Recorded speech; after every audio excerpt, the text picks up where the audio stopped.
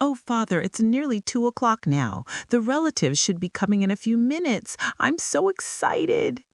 Carson Drew, who stood in the living room of the Drew home, smiled indulgently at his daughter as she fluttered about arranging chairs. I believe you're more thrilled than if you were inheriting the fortune yourself, he remarked. I am thrilled, Nancy admitted. I can scarcely wait until the will is read aloud. Won't everyone be surprised, especially the Topums? Do you think they will come? Oh, yes, the Topums will be here. And unless I am mistaken, they will bring a lawyer with them. Just as soon as they learned that another will had come to light, they began to worry. Are you certain the will can't be broken? Nancy inquired anxiously. Of course I can't be certain, Nancy, but I have gone over it carefully, and so far as I can tell, it is technically perfect. Josiah Crowley was peculiar in some ways, but he was no one's fool.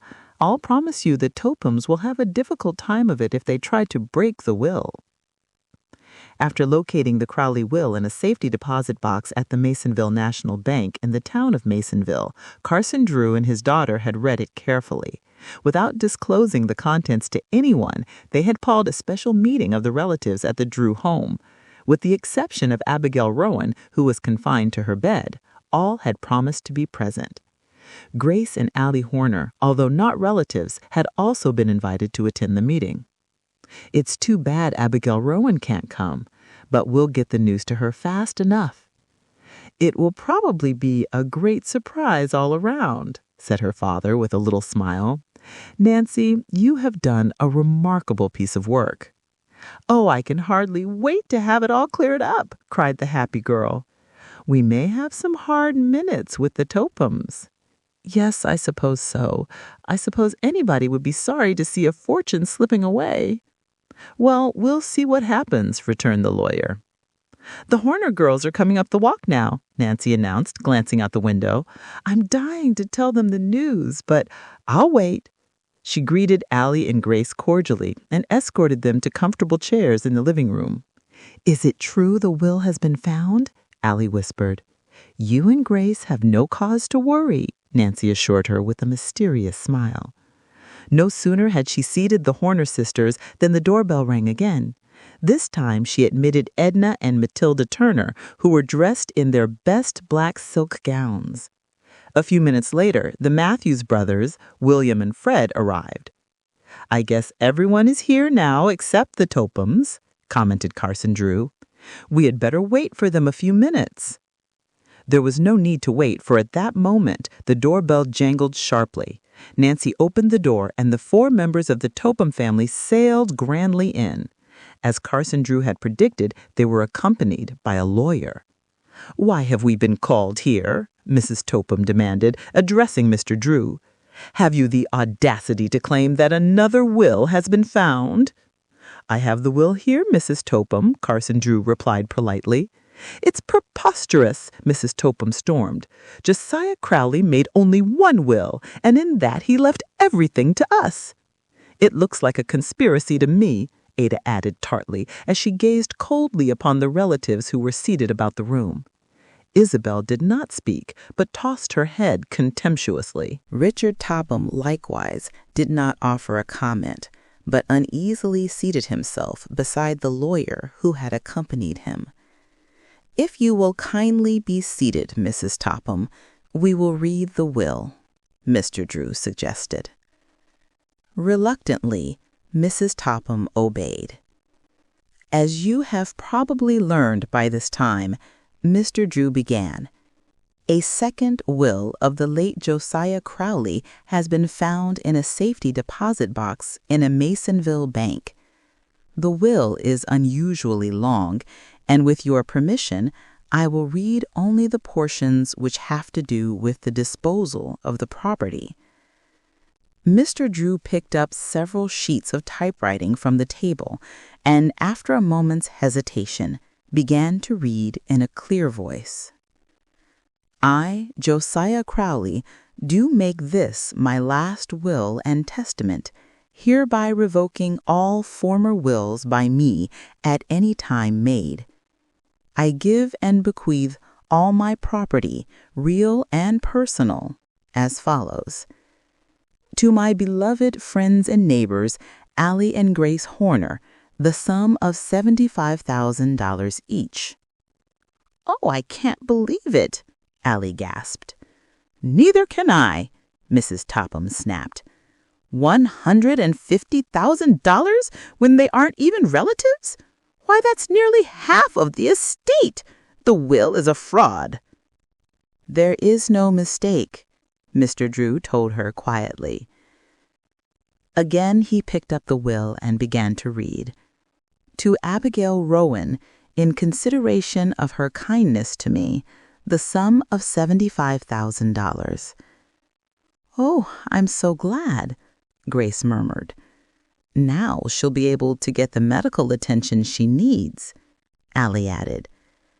"I wish she could have been here," Nancy said quietly, "but I'll see to it that she is notified before the day is over."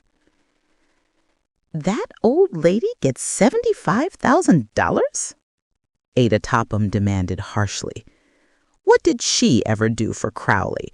Angrily she turned to her mother. "We kept him for years, and this is the pay we get?" To my nephews, Fred and William Matthews, the sum of $20,000 each, Mr. Drew read. "We didn't expect that much," the Matthews brothers declared in genuine surprise. To my cousins, Edna and Matilda Turner, the sum of $20,000 each. "Oh, how generous." "Aren't we mentioned at all?" Mrs. Topham broke in sharply. Mr. Drew smiled.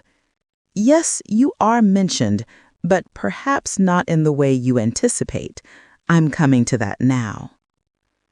To Grace and Allie Horner, my household furniture now in the possession of Mrs. Richard Topham. There was a gasp of surprise from everyone in the room, and Mrs. Topham half arose from her chair. It was generally known about River Heights that the Tophams had practically confiscated Josiah Crowley's furniture at the time they induced him to make his home with them. "How insulting!" Mrs. Topham cried. "Does Josiah Crowley dare hint that I took his furniture? I'm sure I don't know what was in his mind at the time he wrote the will," Carson Drew told her with a smile. "Oh, we have enough without the furniture," Grace interposed quickly. "Haven't we, Allie?" Allie nodded. "We'll not take the household goods from you, Mrs. Topham." Carson Drew carefully folded the document he had been reading, and after placing it in a drawer, turned to the relatives. "That is all there is, except that there is a proviso to pay all his just debts, including his funeral expenses, and that what little balance is left, maybe $3,000 or $4,000, goes to the Manningham Old Men's Home. Fortunately, Josiah Crowley kept his assets in a liquid state. It will not be difficult to convert the estate into cash. For that reason, I should think it would be possible to draw on your inheritances at once." "We're actually cut off without a cent?" Richard Topham asked in disbelief. His face was unusually white. "I'm afraid you are," Mr. Drew replied. "But it can't be," Mr. Topham returned. "You don't understand. I must have the money." "I can't help you. I did not make the will." "It's a conspiracy," Ada cried bitterly. She wheeled upon Nancy, her face convulsed with anger. "You had something to do with this, Nancy Drew," she said bitterly. "Perhaps I had," Nancy admitted pleasantly. "We'll break the will," Mrs. Topham announced firmly. "Of course you may drag the matter into court if you like," Mr. Drew responded, "but I warn you it will only be a waste of your time and money. If you don't wish to accept my judgment, ask your own lawyer." "Mr. Drew is right," the lawyer said promptly, without waiting for Mrs. Topham to question him. "Oh, he is he?" Mrs. Topham retorted. "If that's all you know about law, you're discharged. We'll get another lawyer, and we'll fight to the last ditch." With that, she arose and stalked grandly from the room. Isabel and Ada followed, after bestowing a withering glance upon Nancy. Mr. Topham brought up the rear. As soon as the door had closed behind them, their lawyer arose and picked up his briefcase. "Well, I can't say I'm sorry to lose the case," he remarked to Mr. Drew, as he too took his leave.